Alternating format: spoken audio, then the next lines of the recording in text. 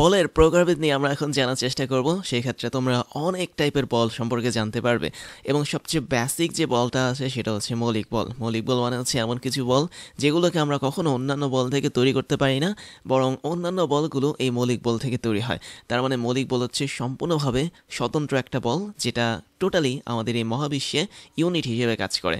তাহলে চলো আমরা কয়েকটা মৌলিক বল দেখে ফেলি। মোটামুটি 4 ধরনের মৌলিক বল আছে, তার মধ্যে একটা হচ্ছে মহাকর্ষ বল। তো মহাকর্ষ বল তো তোমরা জানো যে পৃথিবীর কেন্দ্র যখন তোমাদেরকে আকর্ষণ করে সেটা হচ্ছে মহাকর্ষ বল, এবং এই বলটা আসলে আমরা অন্য কোনো বল থেকে তৈরি করতে পারি না, এটা সম্পূর্ণভাবে ইউনিট একটা বল হিসেবে কাজ করে। তারপর আরেকটা হচ্ছে দুর্বল নিউক্লিয় বল, এবং এটা কাজ করে কোনো একটা পরমাণু নিউক্লিয়াসে। যেমন অনেক ধরনের পরমাণু আছে যারা হচ্ছে তেজস্ক্রিয়তা দেখায় বা রেডিও অ্যাক্টিভিটি দেখায়। তো ওই সমস্ত তেজস্ক্রিয় পদার্থের যেই পরমাণুগুলো আছে সেই পরমাণুগুলোর মধ্যে এই ধরনের দুর্বল নিউক্লিয় বলগুলো কাজ করে। তারপর হচ্ছে তাড়িৎ চৌম্বকীয় বল, দ্যাট মিনস এখানে তড়িৎ থাকবে এবং চুম্বক থাকবে, দ্যাট মিনস তড়িৎ ক্ষেত্র চুম্বক ক্ষেত্র দুটোই থাকবে। তো এই দুটোকে নিয়ে আমরা একটা ইউনিট বল পেতে পারি যেটা হচ্ছে ইলেকট্রোম্যাগনেটিক ফোর্স, এবং আরেকটা হচ্ছে আমাদের এখানে সবল নিউক্লিয় বল।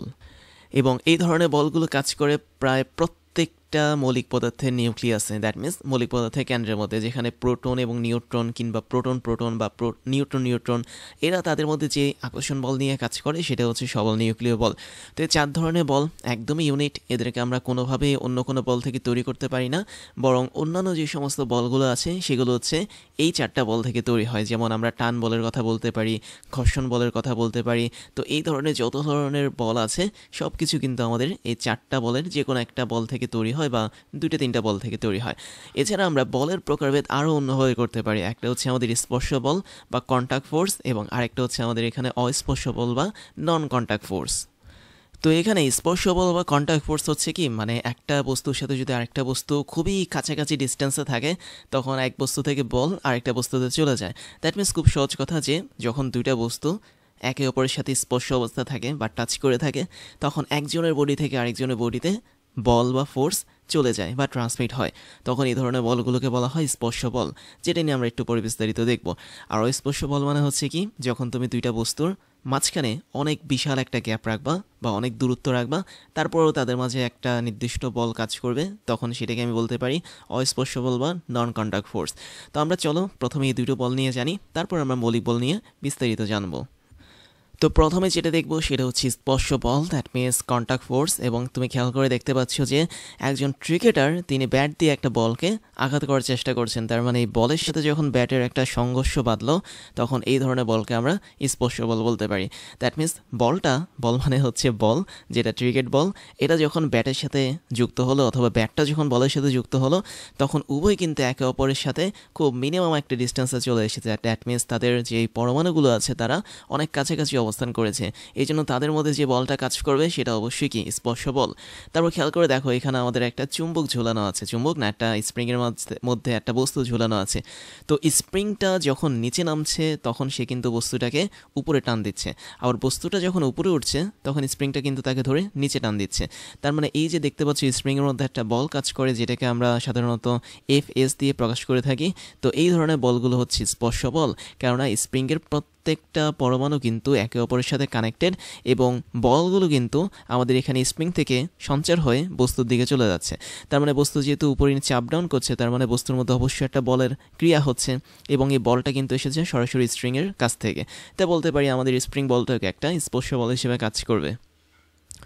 তারপর খেয়াল করে দেখো খুবই ইন্টারেস্টিং ফ্যাক্ট, সেটা হচ্ছে কোনো একটা বস্তুকে আমরা যখন কোনো একটা পৃষ্ঠে রাখি বা প্লেনে রাখি তখন তাকে টান দিলে কিন্তু বস্তুটা সহজে সামনে সরতে চায় না, কেননা ওই বস্তুর যে নিচের অংশটা আছে এবং এই যে ফ্লোর ম্যাচে দেখতে পাচ্ছ এর যে অংশটা আছে এদের মাঝে খুব ছোট ছোট খাঁজ থাকে, যেমন তুমি এখানে দেখতে পাচ্ছ খুব ছোট ছোট স্লট বা খাঁজ রয়েছে এখানে।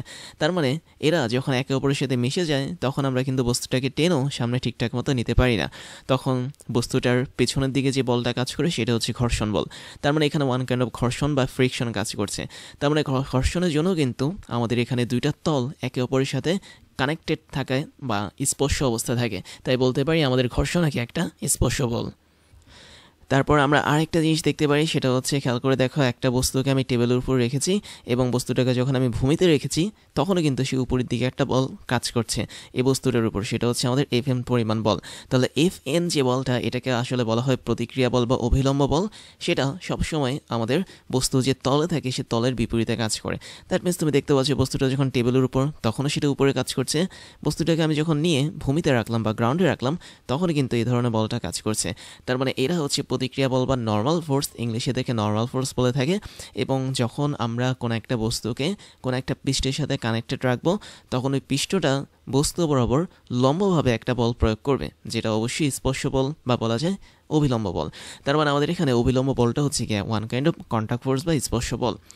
তারপর খেয়াল করে দেখো, আমাদের এখানে একটা মানুষ প্যারাসুট নিয়ে কিন্তু নামছিল। তার মানে প্যারাসুটের সাথে বাতাসের একটা সংঘর্ষ বাদে, যেটাকে আমরা ড্র্যাগ ফোর্স বলে থাকি।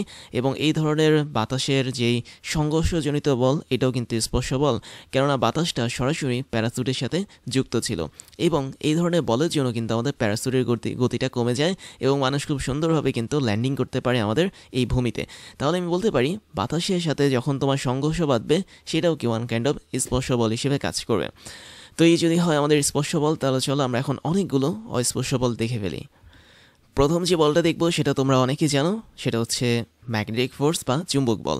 তো এই চুম্বক বলে দেখতে পাচ্ছ একটা চুম্বকের এন প্রান্ত এবং এস প্রান্ত, যেটাকে আমরা এন বল এবং এস বল বলে থাকি, এরা একে অপরকে কিন্তু আকর্ষণ করে। এখন এই অস্পর্শ মানে কি? অস্পর্শ মানে হচ্ছে এমন কিছু বল যেগুলোর জন্য তোমার কোনো দুইটা বস্তুর মাঝে সংযুক্ত থাকতে হবে না। দ্যাট মিনস দুইটা বস্তুর মাঝে আমাদের দূরত্ব যদি থাকে তাও কোনো সমস্যা নেই। তো যখন আমি এখানে দুটো চুম্বকে একটা নির্দিষ্ট ডিস্টেন্স বা দূরত্বে রাখলাম, দেখলাম কি তারা তখন একে অপরকে আকর্ষণ করে। তার মানে অবশ্যই তারা এই শূন্যস্থানের মাধ্যমে আকর্ষণ করতে পারছে। তার মানে তাদের মাঝখানে যদি এই গ্যাপটাও থাকে, এই গ্যাপ থাকার পরেও কিন্তু তারা একে অপরকে আকর্ষণ করে। এবং একই সাথে আমি যদি এন প্রান্ত আর এন প্রান্ত একসাথে রাখি, দ্যাট মিনস চুম্বকের এন টার্মিনাল এবং এন টার্মিনাল যদি একসাথে রাখি, অথবা এস টার্মিনাল যদি একসাথে রাখি, তারপর কিন্তু তারা একে অপরকে বিকর্ষণ করবে। তার মানে এই যে এখানে বিকর্ষণ পাচ্ছি বা আকর্ষণ পাচ্ছি, এই ধরনের বলগুলোকে অবশ্যই অস্পর্শ বল। তারপর আরেকটা খুব ইন্টারেস্টিং ফ্যাক্ট, সেটা হচ্ছে স্থির বৈদ্যুতিক আকর্ষণ বল। খেয়াল করে দেখো, আমরা এখানে কি করেছি, আমরা এখানে আমাদের হাতের সাথে কোনো একটা আধানকে যুক্ত করেছি। দ্যাট মিনস তুমি ধরতে পারো আমাদের হাতটাকে আমরা নেগেটিভ চার্জিত করেছি। তো আমাদের এখানে যদি কোনো একটা বাটি থাকে, দ্যাট মিনস তুমি দেখতে পাচ্ছ একটা বাটি শূন্যে ভাসছে, এটাকে আমি ধরলাম পজিটিভ চার্জিত করেছি আমি, বা ধনাত্মক আধানে আমরা আহিত করেছি। তো যখন কোনো একটা ধনাত্মক আধানে আহিত করা বস্তু ঋণাত্মক আধানে আহিত করা বস্তুর কাছে আসে, তখন তারা একে অপরকে আকর্ষণ করে এবং এই আকর্ষণটা কিন্তু সম্পূর্ণ অস্পর্শভাবে কাজ করে। দেখো প্রথম দিকে কিন্তু তাদের মধ্যে কোনো সংযুক্ত ছিল না, বাট পরবর্তীতে তারা একে অপরের সাথে সংযুক্ত হয়েছে, কারণ মাঝখানের এই যে গ্যাপ জায়গাটা ছিল, এই গ্যাপের মাধ্যমে তারা হচ্ছে একে অপরের সাথে কানেক্টেড হয়েছে। তার মানে বলতে পারি স্থির বৈদ্যুতিক যে আকর্ষণ বা বিকর্ষণ বল, সেটাও কিন্তু ওয়ান কাইন্ড অফ অস্পর্শ বল। বা আমি খুব সহজভাবে তোমাদেরকে বলি, ধরো তোমার কাছে একটা প্রোটন আছে পি প্লাস, যেটাকে আমরা প্রোটনকে আমরা পি প্লাস দিয়ে প্রকাশ করতে পারি, এবং তোমার কাছে আরেকটা ইলেকট্রন আছে ই মাইনাস। তো যখন তুমি প্রোটন এবং ইলেকট্রনকে একটা নির্দিষ্ট দূরত্বে রাখবে, তখন তাদের মধ্যে কিন্তু এই আকর্ষণ বলটা কাজ করবে, কেননা এটা হচ্ছে অস্পর্শ বল। তার মানে তাদের মধ্যে কোনো সংযোগ না থাকা অবস্থাতেও তারা একে অপরকে চাচ্ছে বা আকর্ষণ করছে। তার মানে এই আকর্ষণটাকে এক ধরনের অস্পর্শ বল। আবার তুমি যখন দুইটা ইলেকট্রনকে কাছাকাছি রাখবে অথবা দুইটা প্রোটনকে যখন কাছাকাছি রাখবে, তখন তারা কিন্তু পরস্পরকে বিকর্ষণ করবে, এবং এই বিকর্ষণ করার জন্য কিন্তু তাদের একে অপরের সাথে টাচ থাকার দরকার নেই বা স্পর্শ থাকার দরকার নেই। তারা কিন্তু দূরের থেকে তারা একে অপরকে বিকর্ষণ করতে পারে। তার মানে এটাও কি ওয়ান কাইন্ড অফ অস্পর্শ বল। তারপর খুবই ইন্টারেস্টিং আরেকটা বল দেখতে পাচ্ছ, খেয়াল করে দেখো, আমরা একটা ছোট্ট খুব সম্ভবত এটা বেলুনে ভরা বালি সামথিং কিছু একটা হবে। তার মানে কোনো একটা বেলুনের ভিতরে মানে বালিকে ভরে রেখেছে মরুভূমিতে। তো ওই বেলুনটাকে আমি যখন ছেড়ে দিলাম, তখন সে কিন্তু সরাসরি নিচে পড়ে গেল, এবং নিচে পড়ার মেন কারণটা হচ্ছে কি, এই বালি কিন্তু তাকে আকর্ষণ করছে না। বেসিক্যালি আমাদের যে পৃথিবীটা আছে, পৃথিবীর কেন্দ্র এই বেলুন ভর্তি বালিগুলোকে আকর্ষণ করছে। সেজন্য আমরা যখনই এই বস্তুটাকে ছেড়ে দিব, সেটা সরাসরি নিচে পড়া শুরু করবে এবং পৃথিবীর কেন্দ্রের কাছে পৌঁছানোর চেষ্টা করবে। বাট এখানে বালি বা সমতল বা ভূমি থাকার জন্য সেটা এটা পারবে না বা পৌঁছাতে পারবে না। তার মানে পৃথিবীর কেন্দ্র আমাদেরকে যেই বল আকর্ষণ করছে সেই বলটা হচ্ছে অভিকর্ষজ বল, এবং এই অভিকর্ষজ বলের জন্য আমরা একটা নির্দিষ্ট বল অনুভব করে থাকি, যেটাকে আমরা ওজন বলে থাকি বা ডব্লিউ বলে থাকি। তার মানে ডব্লিউ বা ওয়েট বা ওজন এটা হচ্ছে এক ধরনের অস্পর্শ বল, বা তুমি বলতে পারো পৃথিবীর যে মহাকর্ষ বল বা অভিকর্ষ বল যেটাই বলি না কেন সেটাও কি এক ধরনের অস্পর্শ বল। কারণ তুমি দেখতে পাচ্ছ আমাদের এখানে পৃথিবীর কেন্দ্রের সাথে এই বস্তুটির কিন্তু কোনো সংযোগ নেই বা সরাসরি তাদের মধ্যে কিন্তু কানেকশন নেই, তারপরও শূন্য স্থান থেকে সে কিন্তু এই বস্তুটাকে টানছে। তার মানে পৃথিবীর মহাকর্ষীয় ক্ষেত্রে যদি কোনো বস্তু ঢুকে যায় তখন এই পৃথিবীর কেন্দ্রটাকে টানা শুরু করে, তাহলে এটা সম্পূর্ণভাবে অস্পর্শ বল, যেখানে বলটা একটা বস্তু থেকে আরেকটা বস্তুতে স্পর্শ করা ছাড়াই চলে যেতে পারছে। এই যদি হয় অবস্থা, তাহলে আমি একটা মজার বিষয় বলি, সেটা হচ্ছে অস্পর্শ বলগুলো কিন্তু মোটামুটি শক্তিশালী বল হয়ে থাকে, কিন্তু এদের মধ্যে সবচেয়ে দুর্বল যেটা সেটা হচ্ছে মহাকর্ষ বল। এবং আমি এখানে যে 3টা বল দেখিয়েছি তার মধ্যে সবচেয়ে দুর্বল হচ্ছে মহাকর্ষ বল, কেননা এই মহাকর্ষ বলটা বেসিক্যালি অনেক দুর্বল হয়। কিভাবে আমি একটু দেখাই। ধরো তোমার হাতটাকে তুমি পজিটিভ চার্জে চার্জিত করলে, কথার কথা, ধরো তোমার হাতটা হচ্ছে এখন সম্পূর্ণভাবে ধনাত্মক চার্জে চার্জিত, এবং তুমি এই বলটাকে দেখতে পাচ্ছ যেটা হচ্ছে বেলুন ভর্তি বালির বল, এটাকে তুমি নেগেটিভ চার্জে চার্জিত করলে কিছুক্ষণ পর দেখবে কি তোমাকে তোমার হাতটাকে এই নেগেটিভ চার্জে চার্জিত করা বলটা টানছে।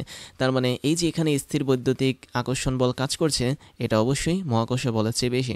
অথবা তোমার হাতটা যদি হয়ে থাকে কোনো একটা চুম্বকের এন টার্মিনাল বা এন পোল, এই বলটা যদি হয়ে থাকে তোমার এস পোল, তাহলে কিন্তু এই বল এবং তোমার হাত একে অপরকে আকর্ষণ করবে, তখন পৃথিবীর অভিকর্ষ যেই বলটা আছে সেটা কিন্তু সেটা রুখে দিতে পারবে না। তার মানে এখানে মহাকর্ষ বলটা অবশ্যই বাকি দুটো বলের চেয়ে কম। তারপর আমরা মৌলিক বলের প্রথম যে প্রকারভেদটা আছে সেটা দেখব, যেটাকে আমরা গ্র্যাভিটেশনাল ফোর্স বা মহাকর্ষ বল বলে থাকি, যেটা নিয়ে এতক্ষণ কথা বলছিলাম। তাহলে দেখো, মহাকর্ষ বল মানে হচ্ছে কি, বিজ্ঞানী নিউটন সাহেব বসেছিলেন একটা আপেল কাছে নিচে, এবং কোনো মতে কোনো একটা আপেল তার মাথায় পড়লো, যদিও এই ঘটনাটা সঠিক না, তোমরা জেনে নিতে পারো ব্যাপারটা। তো তাও ধরে নিই যে যখন মাথার উপর এই আপেলটা পড়লো, তার মানে এই আপেলের মধ্যে কি ঘটনা ঘটছে যার জন্য সে নিউটন সাহেবের মাথায় পড়লো, তাই না? তো এখানে আসলে একটা বল কাজ করে, সেটা হচ্ছে মহাকর্ষ বল, এবং মহাকর্ষ বলটা খুবই সিম্পল। সেটা হচ্ছে পৃথিবীর যে কেন্দ্রটা আছে সেই কেন্দ্রটা সবসময় আমাদেরকে টানতে থাকে তার নিজের দিকে, এবং আমরাও পৃথিবীর কেন্দ্রকে আমাদের নিজের দিকে টানতে থাকি। তার মানে যখন আমি দুইটা বস্তুর কথা বলবো, ধরো এটা হচ্ছে এ বস্তু, এটা হচ্ছে বি বস্তু, তো আমি এই বস্তুটাকে এভাবে আঁকলাম, বি বস্তুটাকে ধরে এভাবে আঁকলাম। তো যখন দুইটা বস্তু একে অপরকে আকর্ষণ করে এই মহাবিশ্বে থাকা অবস্থায়, তাদের এই আকর্ষণ বলটাকে বলা হয় মহাকর্ষ বল। এবং এই মহাকর্ষ বল বলতে কিন্তু পৃথিবী এবং অন্যান্য বস্তুর মধ্যে যে বলটা কাজ করে তা না, প্রত্যেকটা বস্তুকে নিজেদের দিকে টানে। দ্যাট মিনস এই বস্তুটা তার নিজের দিকে টানছে বি বস্তুকে, আবার বি বস্তুটা তার নিজের দিকে টানছে এ বস্তুকে। তো এখানে যেহেতু দুইটা বস্তু সম্পূর্ণ ভিন্ন ভিন্ন ম্যাটেরিয়ালের হতে পারে, ভিন্ন পদার্থের তৈরি হতে পারে, বাট তারা একে অপরকে আকর্ষণ করে বা চায়, এই ধরনের চাওয়াটা বা আকর্ষণটাকে বলা হয় মহাকর্ষ বল। এখানে নট নেসেসারিলি যে সব পৃথিবী হতে হবে একটা বস্তু, তা না, যে কোনো একটা বস্তু আরেকটা বস্তুকে আকর্ষণ করে। এবং খেয়াল করে দেখো, এখানে পাশাপাশি দুইটা আপেল বসে আছে উপরে, খেয়াল করো, এখানে একটা আপেল এবং এখানে একটা আপেল। তো এই দুইটা অ্যাপেল এরাও কিন্তু একে অপরকে আকর্ষণ করে, আবার এখানে থাকা দুটো অ্যাপেল এরাও কিন্তু একে অপরকে আকর্ষণ করে। তার মানে এইখানে প্রত্যেকটা বস্তু কণা মহাবিশ্বে যখন একে অপরকে আকর্ষণ করবে, এই আকর্ষণ বলটাকে আমরা বলতে পারি মহাকর্ষ বল। এখন এই মহাকর্ষ বলের মধ্যে একটা টুইস্ট আছে, সেটা হচ্ছে এই আকর্ষণ বলের মান যেটা হয়, দ্যাট মিনস এফকে আমি যদি ধরে নিই ধরো মহাকর্ষ বলের মান, তাহলে এই মানটা বেসিক্যালি দুইটা বিষয়ের উপর নির্ভর করে। একটা হচ্ছে যে দুটো বস্তু একে অপরকে আকর্ষণ করছে তাদের ভরের গুণফলের সমানুপাতিক হয় এরা। দ্যাট মিনস এফ সমানুপাতিক আমি লিখতে পারি, কোনো একটা বস্তুর ভর যদি হয় ধরো m1, আরেকটা বস্তুর ভর যদি হয় ধরো m2, তাহলে এদের ভরের গুণফলের সমানুপাতিক হচ্ছে কি আমাদের আকর্ষণ বল। দ্যাট মিনস যে কোনো একটা বস্তুর ভর যদি বেশি হয়, অথবা দুটো বস্তুর ভরই যদি বেশি হয়, তাহলে আকর্ষণ বলের মানটা অবশ্যই বাড়বে। এবং সেক্ষেত্রে পৃথিবীর যেহেতু আকর্ষণ বল অনেক বেশি, এর কারণ হচ্ছে পৃথিবীর ভর যেটা সেটা হচ্ছে বেশি। তারপর এটা আরেকটা বিষয়ের উপর নির্ভর করে, এই আকর্ষণ বলটা নির্ভর করে তাদের দূরত্বের বর্গের ব্যস্তানুপাতিকের উপর। দ্যাট মিনস আমি যদি বলি তাদের মধ্যবর্তী দূরত্ব হচ্ছে আর, তুমি ধরে নাও এ আর বি এর মধ্যবর্তী দূরত্ব হচ্ছে আর, তাহলে আমি বলতে পারি আকর্ষণ বলটা কাজ করবে 1/r², এটা সমানুপাতিক হিসেবে। তার মানে তুমি যতই বেশি দূরত্ব বাড়াবা, তার বেশি পরিমাণ গুণ কিন্তু বলের মানটা কমবে। তার মানে দূরত্ব যদি তুমি কমাও, তাহলে মহাকর্ষ বলের মানটা বাড়বে। এবং এই দুটা সূত্র কিন্তু নিউটনের মহাকর্ষ সূত্র হিসেবে পরিচিত, এবং এগুলো থেকে আমরা একটা বিষয় জানতে পারি, সেটা হচ্ছে প্রত্যেকটা বস্তু একে অপরকে কিন্তু আকর্ষণ করতে পারে। এবং এই যে নিউটন সাহেবটা পৃথিবীতে বসে আছেন, আপেলটা যে পৃথিবীতে পড়ে গেল, এর মানে এই না যে শুধুমাত্র পৃথিবীটাই আপেলটাকে আকর্ষণ করছে, এর মানে হচ্ছে আপেলটাও কিন্তু পৃথিবীটাকে আকর্ষণ করছে। তার মানে আমরা এখানে বলতে পারি আমাদের এই বলটা সংযোজক সরলরেখা বরাবর ক্রিয়া করে। তার মানে এ থেকে বি বরাবর আমি যদি একটা সরলরেখা টানি, এই সরলরেখা বরাবর আমাদের আসলে বলটা কাজ করে, অন্য কোনো ক্ষেত্রে কিন্তু কাজ করে না। তুমি দেখতে পাচ্ছ আপেলটা কিন্তু সোজা মাটিতে পড়েছে, তার মানে সোজা মানে কি সরলরেখা। তাহলে আমি বলতে পারি পৃথিবীর কেন্দ্র এবং আপেলের মধ্যে যদি আমি একটা লাইন টানি বা সরলরেখা টানি, ওই সরলরেখার পথ ধরেই কিন্তু আপেলটা পড়বে, অন্য কোনো পথে পড়বে না। জাস্ট যখন ওনার মাথায় ড্রপ খেলো, ড্রপ খাওয়ার পর হচ্ছে পড়ে গেছে, ওটা অন্য বিষয়। বাট সবসময় আমাদের এখানে সংযোজক সরলরেখা বরাবর ক্রিয়া করে মহাকর্ষ বল।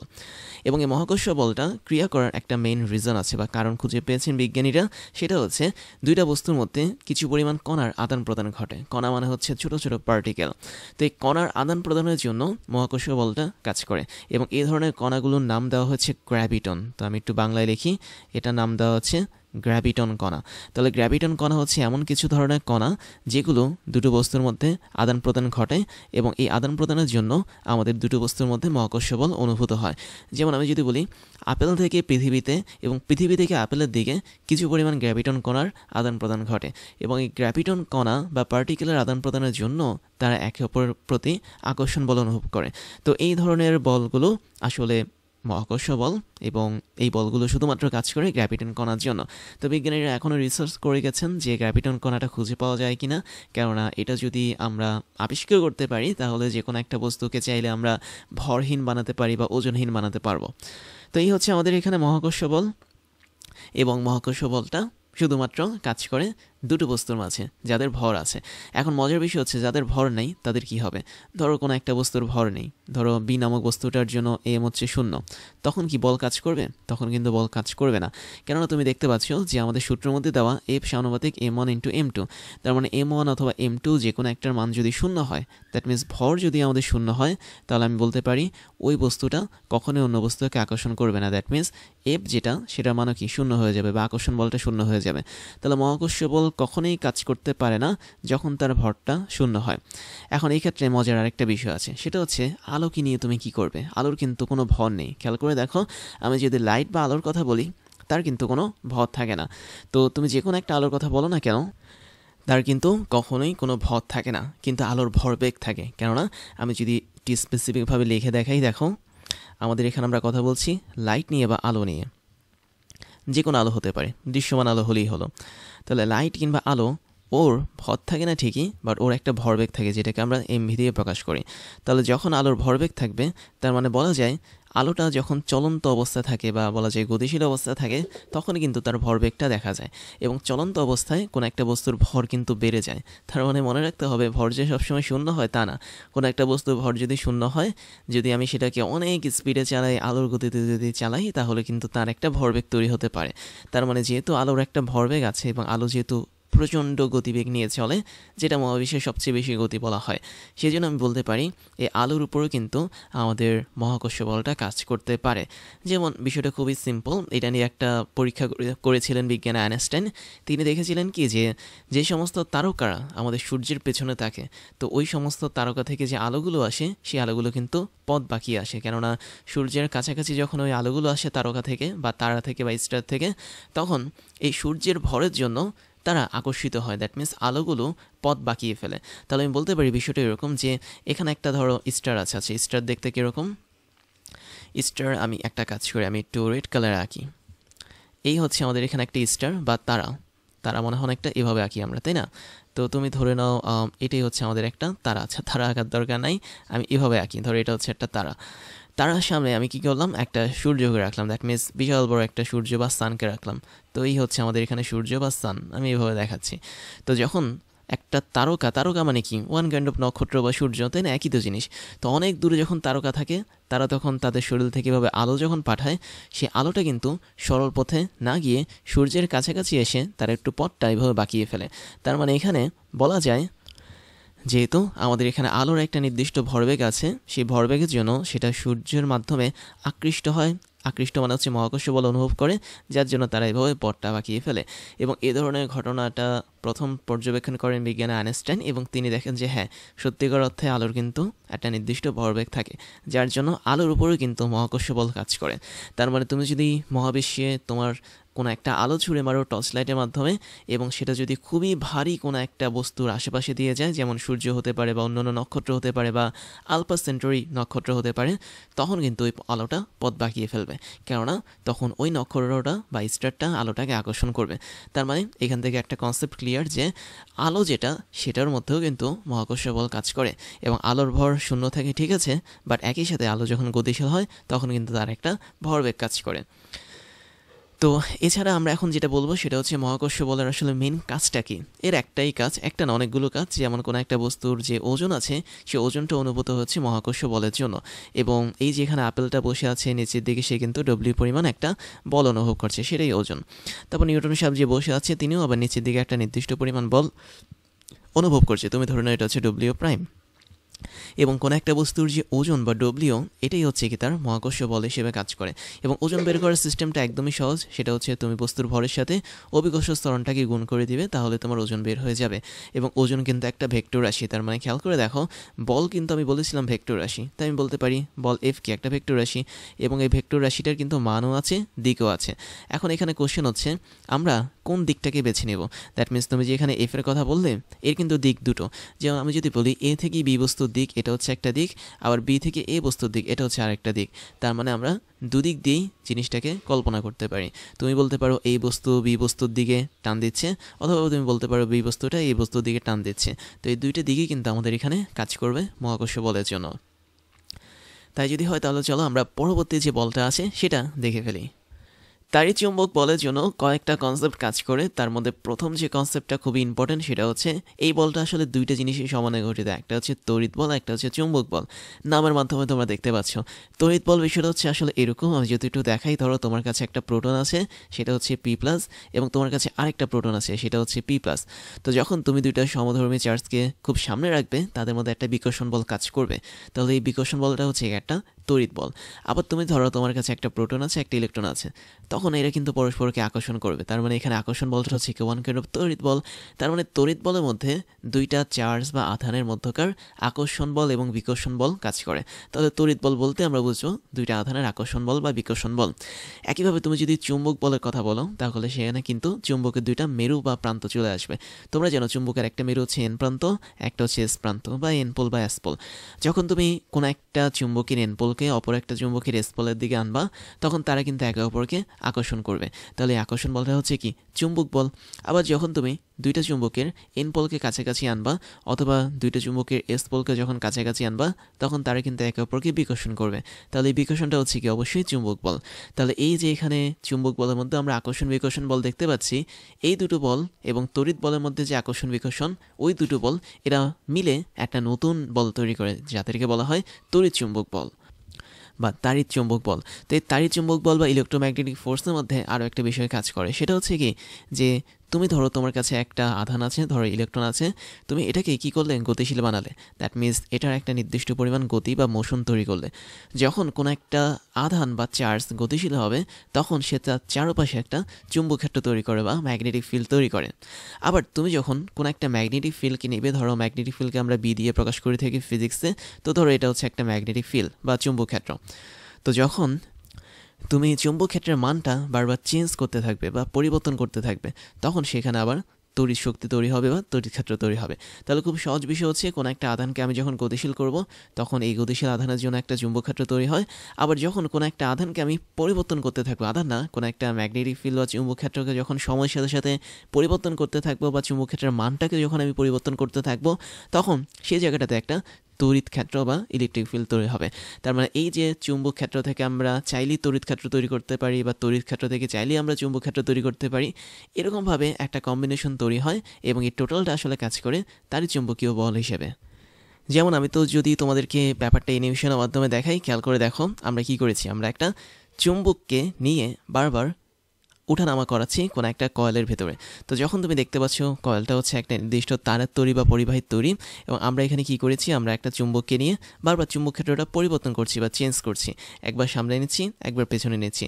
তাহলে যেহেতু আমরা এখানে চুম্বক ক্ষেত্র পরিবর্তন করছি, তাহলে এই পরিবর্তিত চুম্বক ক্ষেত্রের জন্য আমাদের তারের মধ্যে দিয়ে একটা নির্দিষ্ট পরিমাণ কারেন্ট তৈরি হচ্ছে, এবং কারেন্টটা গিয়ে কী করছে, আমাদের এখানে একটা অ্যামিটার আছে, সেই অ্যামিটারের মধ্যে বিক্ষেপ দেখাচ্ছে বা একটা নির্দিষ্ট রিডিং দেখাচ্ছে। তার মানে বলা যায় আমরা পরিবর্তনশীল কোনো একটা চুম্বক ক্ষেত্রের মাধ্যমে তড়িৎ তৈরি করতে পারি বা কারেন্ট তৈরি করতে পারি, এবং এই ঘটনাটাকে আমরা বলতে পারি ইলেকট্রোম্যাগনেটিক ইন্ডাকশন বা তড়িৎ চুম্বকীয় আবেশ। তো যাই হোক, আমরা এখানে বেসিক জিনিসটা বুঝলাম যে তড়িৎ চুম্বকীয় বল যেটা, সেটা তৈরি হয় দুটো জিনিসের জন্য, একটা হচ্ছে তড়িৎ বল, একটা হচ্ছে চুম্বক বল। এখন খেয়াল করে দেখো, একটা পদার্থের মধ্যে অনেকগুলো পরমাণু থাকে এবং এই পরমাণুগুলো কিন্তু একে অপরকে আবার আকর্ষণ করে বিকর্ষণ করতে পারে। ওই আকর্ষণ এবং বিকর্ষণের মেইন কারণটা হচ্ছে কি ওই পরমাণুতে থাকা প্রোটন এবং ইলেকট্রন। তাহলে যেহেতু আমাদের মহাবিশ্বের প্রত্যেকটা পদার্থ বিভিন্ন ধরনের পরমাণু নিয়ে গঠিত এবং পরমাণুর মধ্যে যেহেতু ইলেকট্রন এবং প্রোটন আছে, তার মানে ওই পদার্থগুলোর মধ্যে যে বল কাজ করে সেই বলটাকে ওয়ান কাইন্ড অফ তড়িৎ চুম্বক বল হবে বা তাড়িৎ চুম্বক বল হবে। বিষয়টা কীরকম খেয়াল করে দেখো, আমি তোমাদেরকে একটা বল দেখাচ্ছি, সেটা হচ্ছে ঘর্ষণ বল। তুমি ঘর্ষণ বলটা দেখতে পাচ্ছ কি, যে একটা বস্তু আরেকটা বস্তুর উপর যখন পিছলে চলে যাওয়ার চেষ্টা করে, তখন দুটো বস্তুই একে অপরকে বাধা দেয় সামনে যেতে বা পেছনে যেতে। এই বাধাটা হচ্ছে কি ঘর্ষণ বল। তার মানে তুমি দেখতে পাচ্ছ এই জায়গাটাতে আমাদের এখানে বস্তুটার তল, দ্যাট মিনস যে বাক্সটা বসে আছে ওর তল, এবং মেঝে যেটা, দ্যাট মিনস ফ্লোর যেটা, সেটার তল, এদের মাঝে অনেকগুলো খাঁজ থাকে এবং এই খাঁজের মাঝেও কিন্তু ছোট ছোট অনেকগুলো পরমাণু থাকে এবং এই পরমাণুগুলোর আকর্ষণ এবং বিকর্ষণের ফলেই কিন্তু আমাদের এখানে ঘর্ষণ বলটা তৈরি হয়, যেটা জাস্ট বিপরীত দিকে কাজ করে আমাদের অ্যাপ্লাইড ফোর্স বা প্রয়োগকৃত বলের। তার মানে বিষয়টা হচ্ছে এরকম, তুমি যদি ঘর্ষণ বল না, তুমি যদি হাত দিয়ে বলটাকে প্রয়োগ করো সামনের দিকে, তাহলে ঘর্ষণ বল ঠিক এই সারফেস বরাবর পেছনে কাজ করবে। এটা হচ্ছে আমাদের মেইন কাহিনী। আমরা যখন ঘর্ষণ বল নিয়ে পড়বো তখন এটা সম্পর্কে বিস্তারিত জানবো। তাহলে এখানে ইয়েলো কালারের যে তীরটা দিয়েছি সেটা হচ্ছে ঘর্ষণ বলের দিক নির্দেশ করে, এবং এখানে ব্লু কালারের যে তীরটা দিয়েছি এটা হচ্ছে আমাদের হাতের মাধ্যমে প্রয়োগকৃত বলকে নির্দেশ করে। তো এই যে ঘর্ষণ বলে দেখতে পাচ্ছি পরমাণুগুলো একে অপরকে আকর্ষণ বা বিকর্ষণ করছে, এটাও কিন্তু তাড়িৎ চুম্বক বল হিসেবে কাজ করবে। তার মানে কোনো একটা বস্তু অপর একটা বস্তুকে যখন স্পর্শ করে, তখন তাদের মধ্যে থাকা পরমাণুগুলো একে অপরকে আকর্ষণ বিকর্ষণ করতে পারে, তখন ওই বলটাকে আমরা তাড়িৎ চুম্বক বল বলতে পারি। যেমন আরেকটা এক্সাম্পল দেখো, আমরা কোনো একটা বস্তুকে দেখিয়েছিলাম টেবিলের উপর রাখলে তার তল বরাবর উপরের দিকে একটা অভিলম্ব বল কাজ করে বা প্রতিক্রিয়া বল কাজ করে। আবার যখন বস্তুটাকে আমি ভূমিতে নিয়ে আসবো বা গ্রাউন্ডে যখন নিয়ে যাব, তখন কিন্তু ঠিক ভূমি বরাবর বিপরীত দিকে একটা প্রতিক্রিয়া বল কাজ করে। এবং এখানেও কিন্তু ওই বস্তুটার তল এবং টেবিলের যে তল আছে, কিংবা ওই বস্তুটার তল এবং ভূমি যেটা আছে তার তল, এদের মধ্যে পরমাণুগুলোর মধ্যে অবশ্যই বিকর্ষণ বা আকর্ষণ কাজ করে। এই ধরনের আকর্ষণ এবং বিকর্ষণের জন্য কিন্তু তাড়িৎ চুম্বক বল কাজ করবে। এবং আরেকটা বিষয় দেখো, খেয়াল করে দেখো, এখানে স্প্রিংও আছে, তার মানে স্প্রিংয়ের প্রত্যেকটা উপাদান একে অপরের সাথে কানেক্টেড। তো যখন একটা স্প্রিংয়ের মধ্যে থাকে অনেকগুলো পরমাণু একে অপরের সাথে কানেক্টেড থাকে, তখন তাদের মধ্যে কাজ করা আকর্ষণ এবং বিকর্ষণ বলের মানের জন্যই কিন্তু স্প্রিংটা এরকম একটা নির্দিষ্ট বল তৈরি করে, যেটাকে আমরা স্প্রিং ফোর্স বা স্প্রিং বল বলে থাকি। তার মানে এই যে এখানে স্প্রিং বল দেখতে পাচ্ছি, তা এটাই হচ্ছে কি আমাদের ওয়ান কাইন্ড অফ তড়িৎচুম্বকীয় বল। এবং এখানে আমরা তিনটা বল দেখেছি, একটা হচ্ছে অবিলম্ব বল, একটা হচ্ছে ঘর্ষণ বল, একটা হচ্ছে স্প্রিং বল। এরা প্রত্যেকেই হচ্ছে কি এক একটা তড়িৎচুম্বকীয় বল থেকে উৎপত্তি। তার মানে আমি কিন্তু তোমাদেরকে বলেছিলাম যে আমরা তড়িৎচুম্বকীয় বলটাকে মৌলিক বল হিসেবে চিনি, এবং এই মৌলিক বল থেকে কিন্তু অন্যান্য বল তৈরি হয়। তাহলে এখানে স্পষ্ট দেখতে পাচ্ছ তড়িৎচুম্বকীয় বল থেকে ঘর্ষণ বল তৈরি হয়েছে, তারপর স্প্রিং বল তৈরি হয়েছে, অভিলম্ব বল তৈরি হয়েছে বা প্রতিক্রিয়া বল তৈরি হয়েছে। তার মানে অবশ্যই তড়িৎচুম্বকীয় বল কি একটা মৌলিক বল। এবং এখানে আরেকটা কনসেপ্ট আছে, সেটা হচ্ছে তড়িৎচুম্বকীয় বলের জন্য যে কণাটাকে দায়ী করা হয় সেই কণাটার নাম হচ্ছে ফোটন। এটা কিন্তু প্রোটন না, এটা হচ্ছে ফোটন। তাহলে ফোটন হচ্ছে একটা আধানহীন ভরহীন এক ধরনের কণা, যে কণাগুলোর জাস্ট যাতায়াতের মাধ্যমে বা ট্রান্সপোর্টেশনের মাধ্যমে দুইটা বস্তুর মাঝে তড়িৎচুম্বক বল কাজ করে। যেমন আমি যদি বলি ইলেকট্রন এবং প্রোটনকে তুমি যখন পাশাপাশি রাখবে, তারা কিন্তু একে অপরকে আকর্ষণ করবে। যেমন এখানে হচ্ছে প্রোটন, এখানে হচ্ছে ইলেকট্রন। এখন এই যে আকর্ষণটা করছে, তার মানে এদের মধ্যে কিছু কণার ট্রান্সপোর্টেশন হয়েছে, তার মানে রূপান্তর হয়েছে। রূপান্তর না, আসলে কি বলবো এটাকে, যাতায়াত হয়েছে। তাহলে প্রোটন থেকে কিছু পরিমাণ ফোটন কণা ইলেকট্রনের কাছে গিয়েছে, ইলেকট্রন থেকে কিছু পরিমাণ ফোটন কণা প্রোটনের কাছে গিয়েছে। তখন তাদের এই যাতায়াতের মাধ্যমে একটা বল কাজ করবে, সেটা হচ্ছে কি তাড়িৎ চুম্বক বল। তাহলে ফোটন কণাটাকেই সাধারণত তাড়িৎ চুম্বক বলের জন্য দায়ী করা হয়। এখন এখানে তাড়িৎ চুম্বক বলের কয়েকটা কনসেপ্ট আছে, কনসেপ্ট মানে হচ্ছে কয়েকটা বৈশিষ্ট্য আছে। তো এই ফার্স্ট বৈশিষ্ট্য দেখতে পাচ্ছ যে বেসিক্যালি আকর্ষণ এবং বিকর্ষণ বলটাই হচ্ছে কি তাড়িৎ চুম্বক বল। তার মানে তাড়িৎ চুম্বক বলের মধ্যে দুইটা পার্ট আছে, একটাকে বলতে পারি আমরা আকর্ষণ বা অ্যাট্রাকশন, আরেকটাকে বলতে পারি রিপালশন বা বিকর্ষণ। এবং আরেকটা বিষয় হচ্ছে কি এরা অনেক দূর থেকে কাজ করতে পারে। যেমন দেখতে পাচ্ছি ইলেকট্রন এবং প্রোটনের মাঝে আমি যদি একটা নির্দিষ্ট গ্যাপ তৈরি করে দিই, ডিস্টেন্স তৈরি করে দিই, তাহলে এরা কিন্তু অস্পর্শ বল হিসেবেও কিন্তু কাজ করতে পারে। তার মানে তাড়িৎ চুম্বক বলটা আসলে নিজে বেসিক্যালি অস্পর্শ বল, বাট সে কিন্তু যে বলগুলো তৈরি করে সেটা কিন্তু স্পর্শ বল। খেয়াল করে দেখো, এখানে দুইটা ইলেকট্রন এবং প্রোটনের মাঝে যেই গ্যাপটা আছে, এই গ্যাপের জন্য বা এই জায়গা যে কি বলবো দূরত্বটা যে আছে এই দূরত্বের জন্য কিন্তু তারা একে অপরের সাথে একটা অস্পর্শ বল তৈরি করে। আবার একটা চুম্বকের এন পোল এবং এস পোল এরা যখন একে অপরের থেকে একটা নির্দিষ্ট ডিস্টেন্সে থাকে তখন কিন্তু তাদের মধ্যে আকর্ষণ বল কাজ করে। তাহলে তারই চুম্বক বল সত্যিকার অর্থে একটা অস্পর্শ বল, যেখানে কোনো স্পর্শের দরকার হয় না বা টাচ করার দরকার হয় না। কিন্তু তারা যে বলগুলো তৈরি করছে দেখতে পাচ্ছ এখানে ঘর্ষণ বল, চুম্বক বল, না চুম্বক নেই স্প্রিংয়ের বল, তারপর হচ্ছে অবিলম্ব বল, এরা কিন্তু আবার স্পর্শ বল হিসেবে কাজ করে। তাহলে বলতে পারি একটা অস্পর্শ বল থেকেও কিন্তু স্পর্শ বলটা তৈরি হতে পারে। তাহলে সত্যিকার অর্থে তারের চুম্বক বল যেটা সেটা অনেক দূরবর্তী অবস্থা থেকে কাজ করতে পারে, আকর্ষণ বিকর্ষণ করতে পারে। তারপর আরেকটা বিষয় মজার, সেটা হচ্ছে যখন দুইটা বস্তুর মধ্যে তাড়িৎ চুম্বক বল কাজ করবে তখন এই বলটা তাদের মধ্যকার মিডিয়াম বা মাধ্যমের উপর ডিপেন্ড করে কাজ করবে। যেমন আমি একটা সহজ উদাহরণ দিই, তুমি দেখতে পাচ্ছ এখানে ইলেকট্রন আর প্রোটনও আছে, একটা নির্দিষ্ট ডিস্টেন্স আছে এবং এই ডিস্টেন্সের মাঝে আমি ধরলাম বাতাসকে রাখলাম, এই যে হলুদ কালারে আমি দেখাচ্ছি বাতাসকে রাখলাম। যখন বাতাস থাকবে তাদের মাঝে বা বায়ু যখন থাকবে তখন তাদের মাঝে এক ধরনের আকর্ষণ বল কাজ করবে। এখন এটা যদি বায়ু না হয়ে পানি হয় তখন তাদের মধ্যে আরেক ধরনের আকর্ষণ বল কাজ করবে। যদি পানি না হয় এটা ক্যারোসিন হয় বা ডিজেল হয় বা পেট্রোল হয় তখন তাদের মধ্যে অন্য ধরনের আকর্ষণ বল কাজ করবে। তাহলে তুমি ধরে নাও যখন এদের মধ্যে এয়ার আছে বা বাতাস আছে তখন তাদের আকর্ষণ বল কথার কথা 1 নিউটন।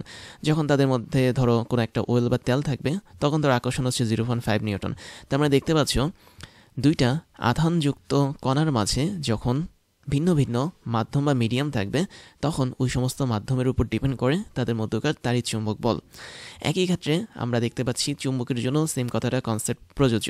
দ্যাট মিনস তুমি যদি একটা এন পোল এবং এস পোলকে রাখো পাশাপাশি, তাদের মাঝখানে তুমি যদি বাতাসকে রাখো তাদের মধ্যে এক ধরনের আকর্ষণ বল কাজ করবে।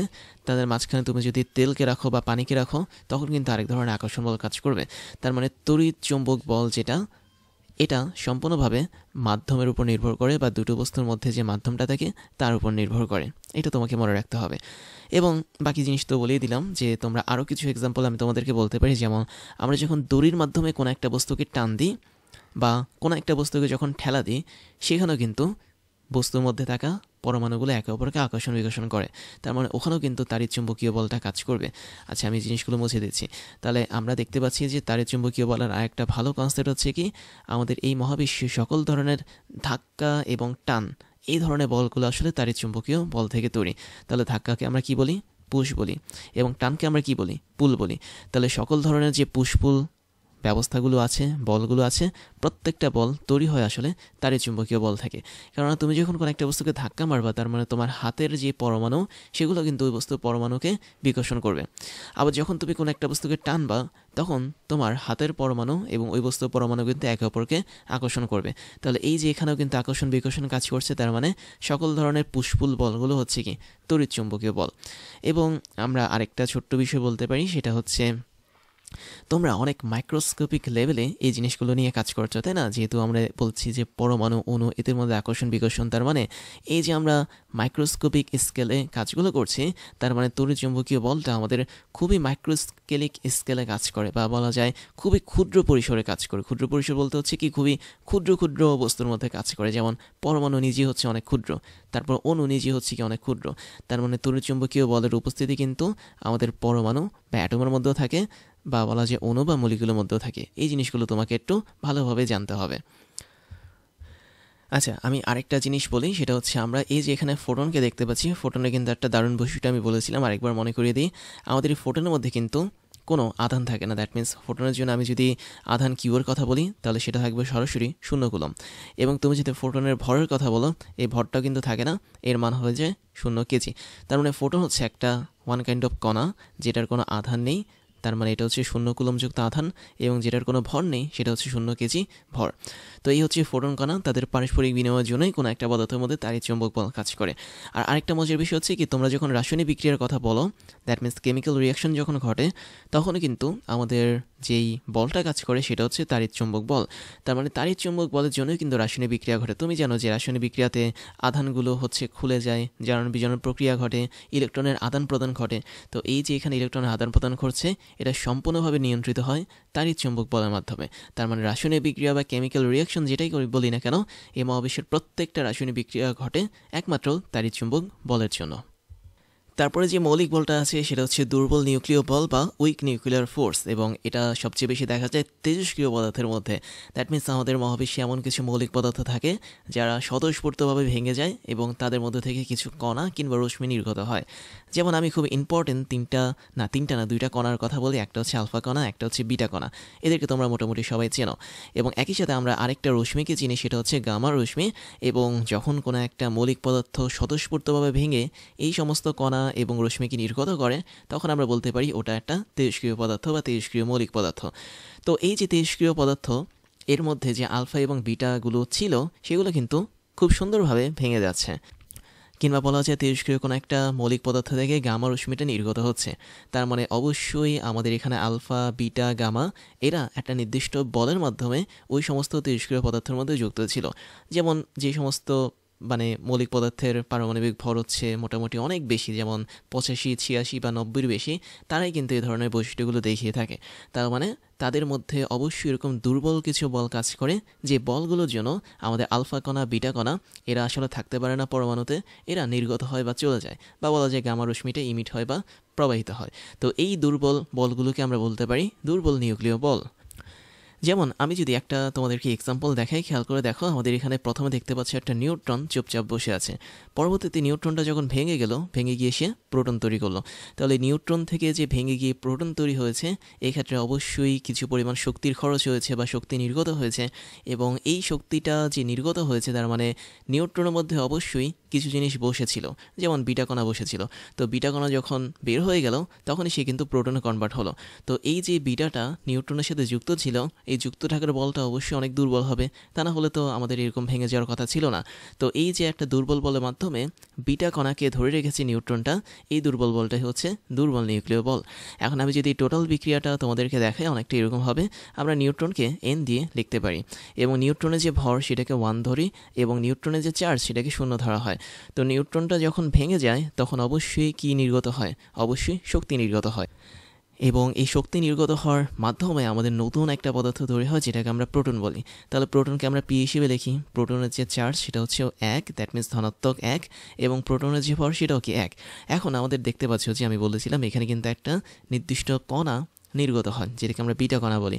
তো বিটা আমরা লিখে দিলাম, বিটার যে চার্জ সেটাকে আমরা -1 ধরি, আর বিটার যে ভর সেটাকে 0 ধরা হয়। তাহলে দেখো তো, আমাদের এখানে কিন্তু বিক্রিয়া সমতা হয়ে গেছে অলরেডি। তুমি দেখতে পাচ্ছ আমাদের বিটার এই চার্জ -1 এবং প্রোটনের চার্জ +1, এরা মিলে কিন্তু নিউট্রনের চার্জ 0 বানিয়ে ফেলেছে।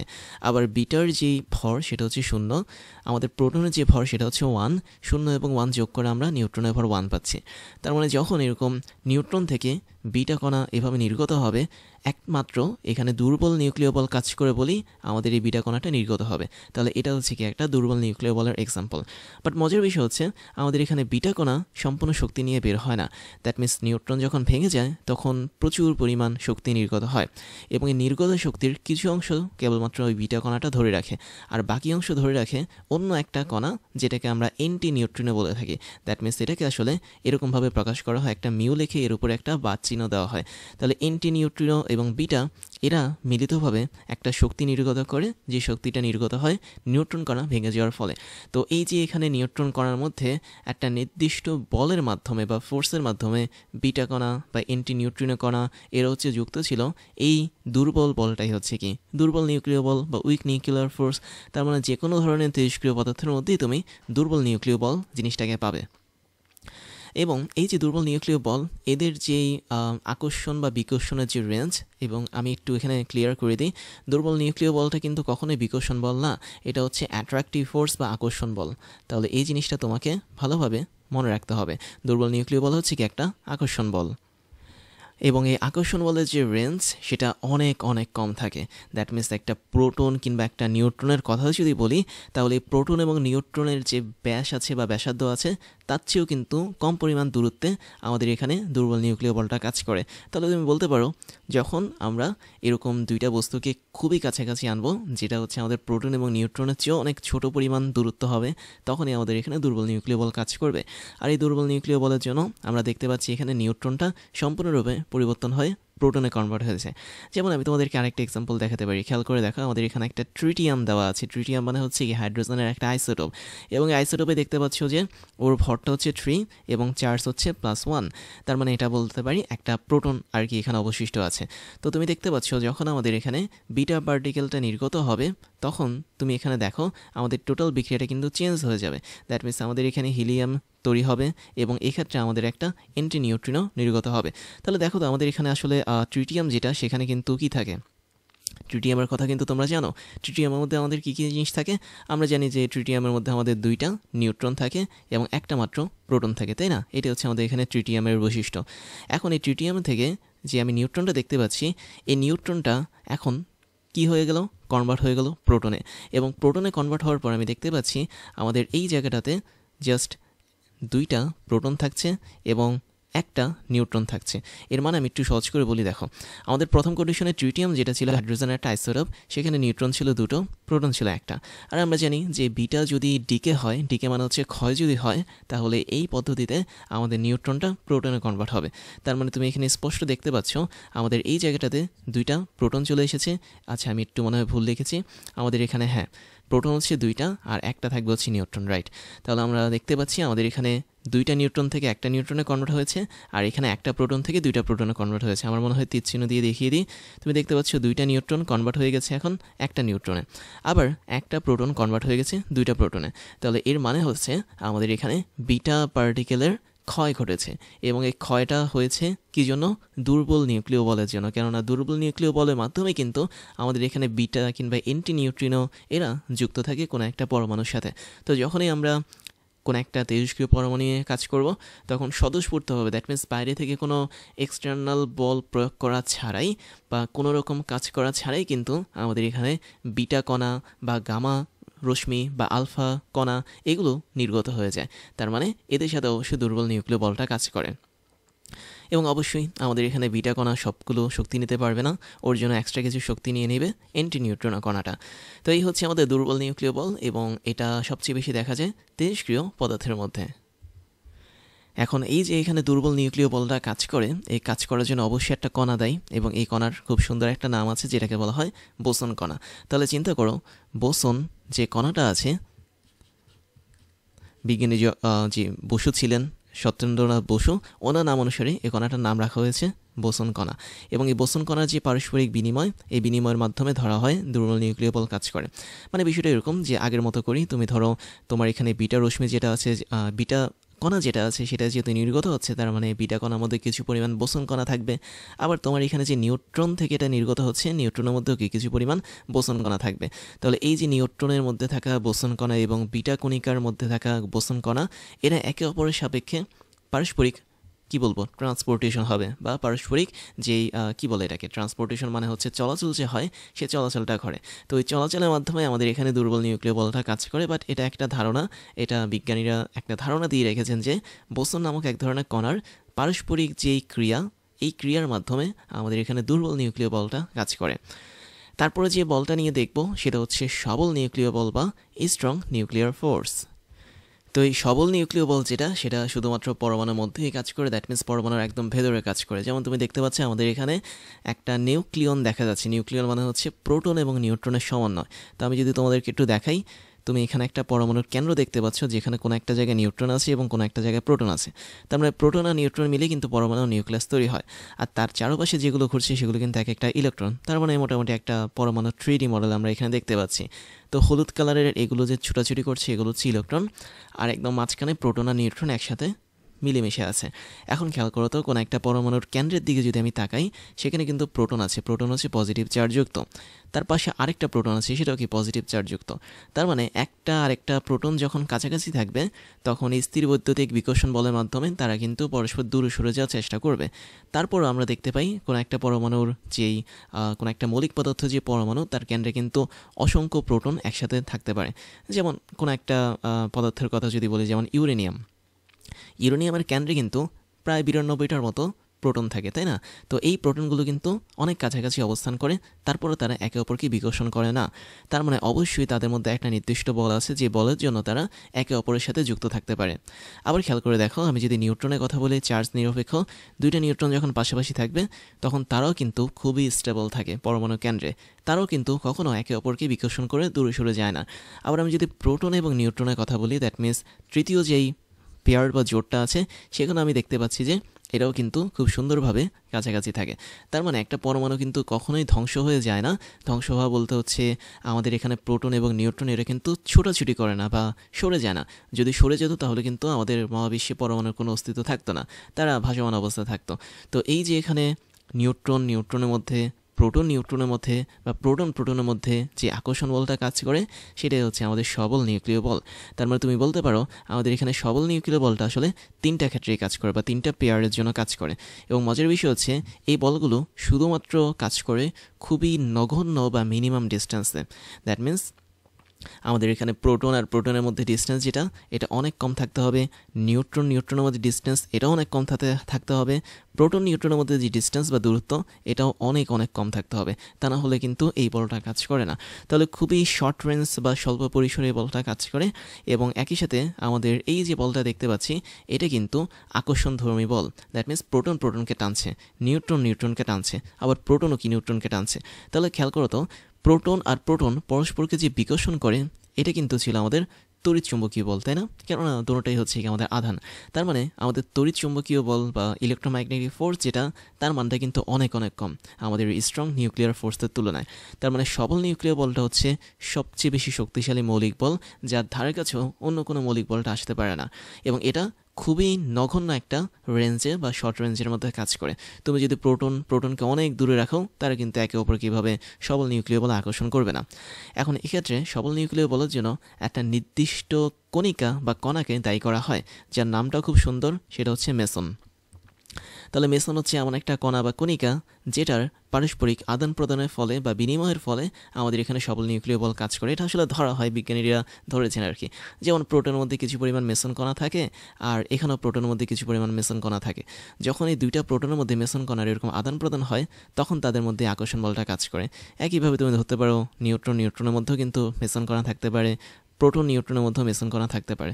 তখন তাদের যে আকর্ষণ বলটা, এই আকর্ষণ বলটা তৈরি হয়, যেটা সবল নিউক্লিয় বল। এবং এই সবল নিউক্লিয় বলটা বেসিক্যালি সব দিক দিয়ে কাজ করে। বিষয়টা এরকম, আমি একটু তোমাদেরকে দেখাই। ধরো তোমার এখানে মাঝখানে একটা প্রোটন আছে, প্রোটন প্লাস বসে আছে, এবং ওর চারপাশে চারটা নিউট্রন বসে আছে। দ্যাট মিনস এখানে একটা নিউট্রন, এখানে একটা নিউট্রন, এখানে একটা নিউট্রন, এখানে একটা নিউট্রন।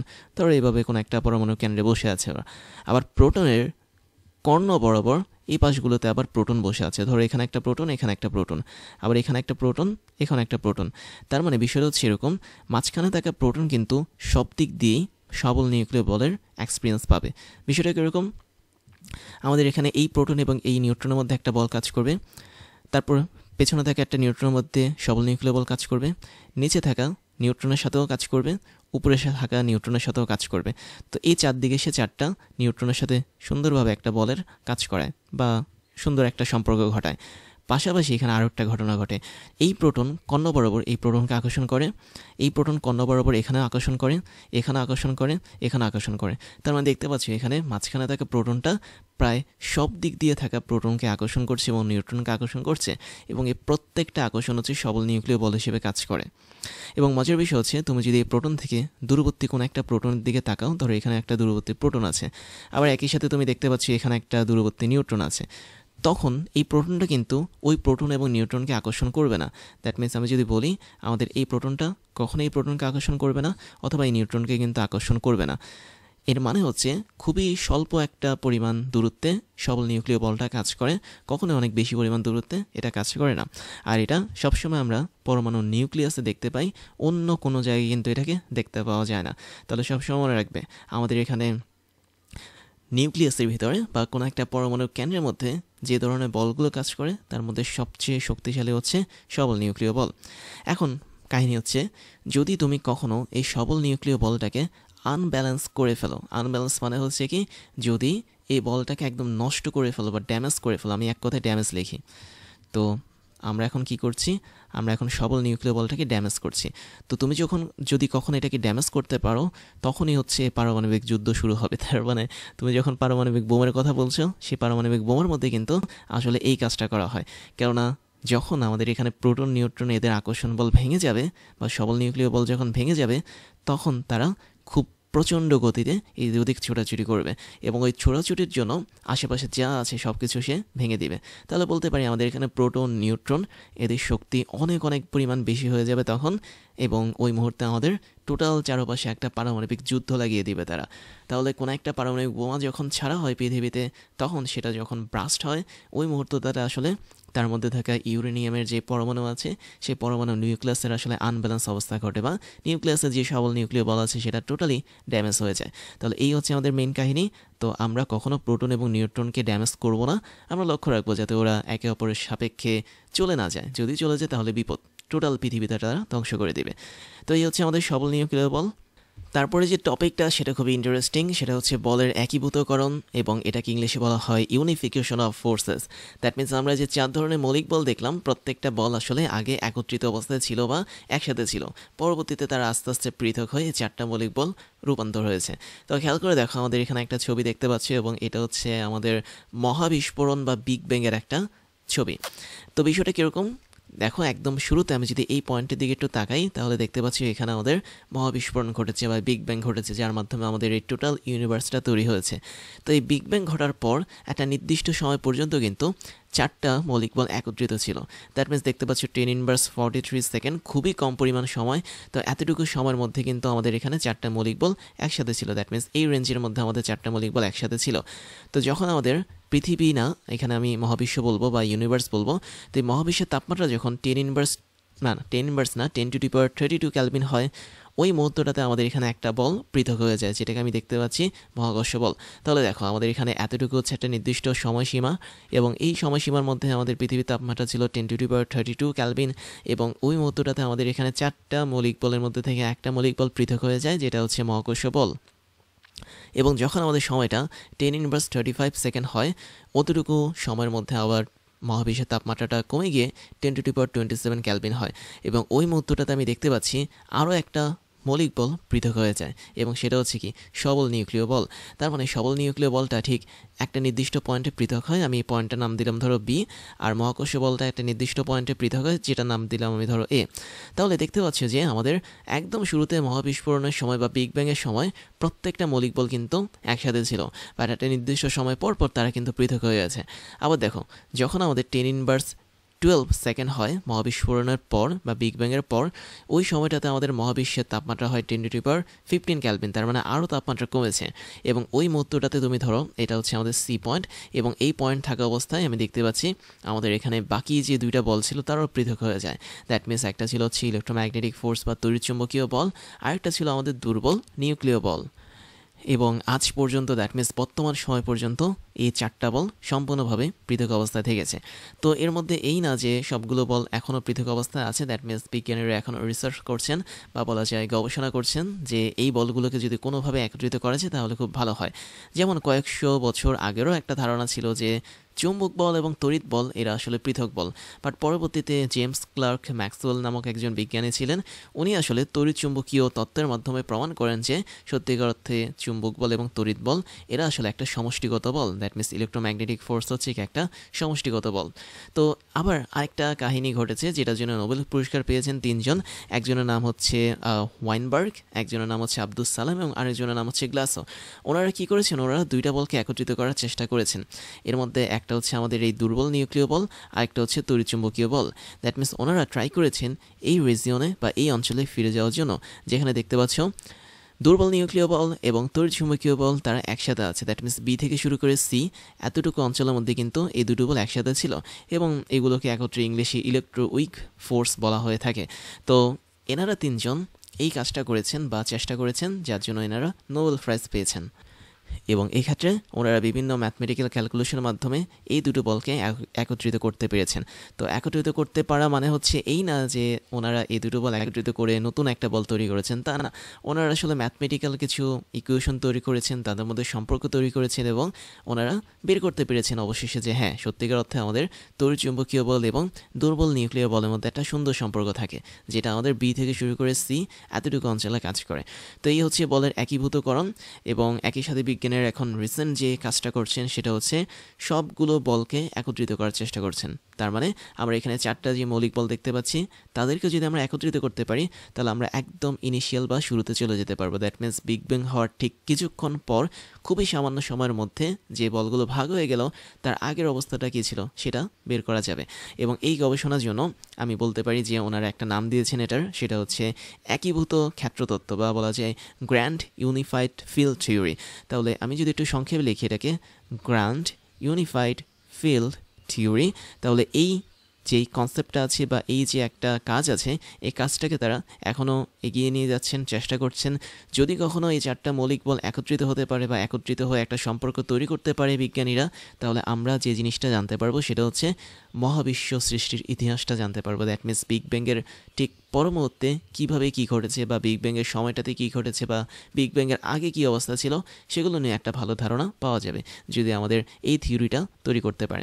দ্যাট মিনস যখন এই 4টা মৌলিক বল একত্রিতভাবে একটা নির্দিষ্ট বল হিসেবে কাজ করবে বা সম্পর্ক হিসেবে কাজ করবে, সেটা যদি বের করা যায় তাহলে অবশ্যই আমরা মহাবিশ্ব সৃষ্টির যে শুরুর আগের ঘটনা সেগুলো জানতে পারবো। তারপর আমি তোমাদেরকে রেঞ্জটা দেখাই। দ্যাট মিনস প্রত্যেকটা মৌলিক বলের জন্য যে আপেক্ষিক শক্তি সেটা কীরকম, তারপর পাল্লা কীরকম, তারপর হচ্ছে কোন কোন পার্টিকেল তার জন্য দায়ী সেটা খুবই সংক্ষেপে আমি দেখাচ্ছি এখানে, যেহেতু তোমরা আগে এগুলো দেখেছো। যেমন দেখতে পাচ্ছ প্রথম হচ্ছে সবল নিউক্লিয় বল, এবং আমি যদি সবল নিউক্লিয় বলের শক্তিটাকে 1 ধরে নিই তাহলে এই 1-এর তুলনায় তুমি দেখতে পাচ্ছ বাকি বলগুলোর শক্তি কতটা কম। যেমন দেখতে পাচ্ছি আমাদের এখানে তড়িৎচুম্বকীয় বলের শক্তি হচ্ছে 10^2, তারপর হচ্ছে দুর্বল নিউক্লিয় বলের শক্তি হচ্ছে 10^13, এবং মহাকর্ষ শক্তির যেটা আছে দ্যাট মিনস মহাকর্ষ বল সেটা হচ্ছে 10^39। তাহলে দেখতে পাচ্ছি আমাদের এই 4টা জিনিসের মধ্যে সবচেয়ে বেশি দুর্বল বল হচ্ছে মহাকর্ষ বল। এটা কিন্তু দুর্বল নিউক্লিয় বল হচ্ছেও কি অনেক অনেক পরিমাণ কম। তার মানে সবচেয়ে শক্তিশালী হচ্ছে সবল নিউক্লিয় বল আর সবচেয়ে দুর্বল বল হচ্ছে আমাদের মহাকর্ষ বল।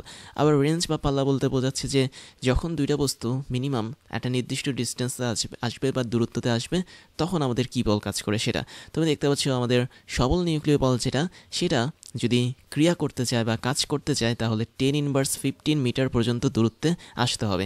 এর চেয়ে বেশি দূরত্বে আসলে কিন্তু হবে না। তার মানে খুবই কাছাকাছি আসতে হবে যদি দুইটা বস্তুর মধ্যে আমি সবল নিউক্লিয় বলটা কাজ করাই। তারপর হচ্ছে তড়িৎচুম্বকীয় বল, এটার জন্য আমাদের দূরত্ব কোনো ফ্যাক্ট না। তার মানে তুমি ইনফিনিটি বা অসীম দূরত্ব থেকেও কিন্তু এই বলের মাধ্যমে আকর্ষণ বা বিকর্ষণ করতে পারো। তারপর হচ্ছে week nuclear force, that means দুর্বল নিউক্লিয় বল, এটাও কি অনেক ছোট পরিমাণ একটা ডিস্টেন্সে থাকা অবস্থায় কাজ করে, যেমন 10^6 মিটার। এবং একইভাবে গ্র্যাভিটেশনাল ফোর্স সেটা হচ্ছে কি ইনফিনিটি। যেহেতু তুমি দেখতে পাও যে তোমার পৃথিবীর কেন্দ্র থেকে অনেক উপরে আকাশে যখন কোনো একটা স্যাটেলাইট ভেসে বেড়ায় বা বিমান যখন চলে তখন পৃথিবীর কেন্দ্র কিন্তু ওই বিমান বা স্যাটেলাইটকে নিজের দিকে আকর্ষণ করে। তার মানে পৃথিবীর কেন্দ্র থেকে ওই বিমান বা স্যাটেলাইটের দূরত্ব কিন্তু প্রায় অসীম, অনেক দূরে। তার মানে বলতে পারি মহাকর্ষ বল অনেক দূর থেকেও কাজ করতে পারে। এবং ফাইনালি তোমাদেরকে আমি এই কণাগুলোর কথাও বলেছিলাম, যেমন সবল নিউক্লিয় বলের জন্য মেসন কণা কাজ করে, তারপর ইলেকট্রোম্যাগনেটিক ফোর্স বা তড়িৎচুম্বকীয় বলের জন্য ফোটন কণা কাজ করে, দুর্বল নিউক্লিয় বলের জন্য বোসন কণা কাজ করে, এবং আমাদের এখানে মহাকর্ষ বলের জন্য গ্র্যাভিটন কণা কাজ করে। তো এই সমস্ত কিছু আমি তোমাদেরকে একটা ছকের মাধ্যমে দেখালাম, যেটা আমরা অলরেডি কিন্তু পড়েছি। তারপরে আমি আরও কিছু বল দেখাচ্ছি। দ্যাট মিনস এবার ওয়েডিমির পক্ষ থেকে তোমাদের জন্য থাকছে দারুণ কিছু সারপ্রাইজ, যার প্রথমটা হচ্ছে ডিজিটাল লাইব্রেরি। আমাদের এই লাইব্রেরির লিঙ্ক তুমি পেয়ে যাবে এই ক্লাসের ডিসক্রিপশন বক্সে, যেখানে আমাদের প্রত্যেকটা ক্লাসের লিঙ্ক এবং নোটগুলো পেয়ে যাচ্ছ কেবলমাত্র এক ক্লিকে। তুমি তোমার পছন্দের মতো যে কোনো সাবজেক্টের ক্লাস করতে পারবে এই লাইব্রেরি থেকে, যে কোনো ক্লাসের নোট তুমি ডাউনলোড করতে পারবে দেশের অন্যতম এই বড় ডিজিটাল লাইব্রেরি থেকে। এরপর তোমাদের জন্য থাকছে আমাদের বেস্ট রিসোর্স থেকে তৈরি করা ক্লাসগুলো, যেখানে আমরা বিশ্বের টপ লেভেলের বইগুলো ফলো করে তোমাদের জন্য ক্লাসগুলো বানিয়ে থাকি। সেই সাথে আমাদের অনেকগুলো অফিসিয়াল বই আছে, যার মধ্যে হাজারো প্রবলেমগুলো নিয়ে আমরা তোমাদের জন্য ক্রাশ চ্যালেঞ্জগুলো বানাই, যেগুলো আমরা ধরে ধরে তোমাদেরকে সলভ করাই। তারপরে তোমাদের জন্য থাকছে হচ্ছে আমাদের পেইড কোর্সের সুযোগ, যেখানে তোমরা ফ্রি ক্লাসগুলোতে এত পরিমাণ সুযোগ পাচ্ছ, এবং সেখানে পেইড কোর্সগুলো তোমাদের জন্য, তোমাদের প্রিপারেশনের জন্য অনেক বেশি পরিমাণ ইম্পর্টেন্ট, যেগুলো তোমাদের প্রিপারেশনগুলোকে এক্সট্রা একটা লেভেলে নিয়ে যাবে। আমাদের পেইড কোর্সগুলো সম্পর্কে ডিটেলস জানার জন্য তোমরা আমাদের এই ক্লাসের ডিসক্রিপশন বক্সে যেতে পারো। সেখানে আমাদের অফিসিয়াল ওয়েবসাইটের লিঙ্ক পেয়ে যাবে এবং সেখানে গিয়ে তোমরা জানতে পারবে আমরা বছরের কোন সময়টাতে কোন ধরনের কোর্সগুলো রানিং করাচ্ছি এবং কোন ধরনের কোর্সগুলো আমরা পরবর্তীতে লঞ্চ করব। এরপরে তোমাদের জন্য থাকছে আমাদের স্টুডেন্ট কমিউনিটি।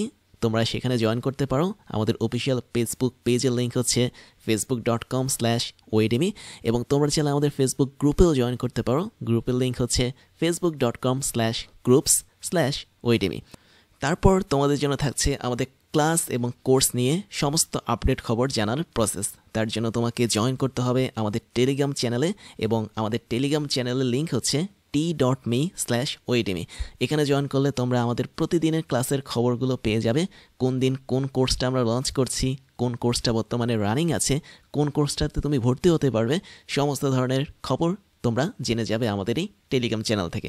তাহলে এখনই জয়েন করে ফেলো t.me/oedemy এখানে গিয়ে। এবার আমি তোমাদেরকে আমার পরিচয়টা জানাচ্ছি। আমি হচ্ছি ইমতিয়াজ, ওয়েডেমি সহ ক্রাশ ইঞ্জিনিয়ারিং এবং টকডেমির ফাউন্ডার হিসেবে কাজ করছি, যেখানে ওয়েডেমিতে আমি স্কুল এবং কলেজ লেভেলের স্টুডেন্টদেরকে পড়াই, ক্রাশ ইঞ্জিনিয়ারিংয়ে আমি ইঞ্জিনিয়ারিং লেভেলের স্টুডেন্টদেরকে পড়িয়ে থাকি এবং টকডেমিতে মেডিকেল সায়েন্সের স্টুডেন্টদেরকে পড়িয়ে থাকি। সেই সাথে আমি বিগত 10 বছর ধরে 5 লাখেরও বেশি স্টুডেন্টদেরকে অনলাইন এবং অফলাইনে পড়িয়েছি। আমার এডুকেশনাল ব্যাকগ্রাউন্ড হচ্ছে বিএসসি কমপ্লিট করেছি ইলেকট্রিক্যাল অ্যান্ড ইলেকট্রনিক ইঞ্জিনিয়ারিং নিয়ে, এমএসসি কমপ্লিট করেছি বায়োমেডিক্যাল ইঞ্জিনিয়ারিং নিয়ে এবং বর্তমানে একটা ইউনিভার্সিটিতে লেকচার হিসেবে কাজ করে যাচ্ছি।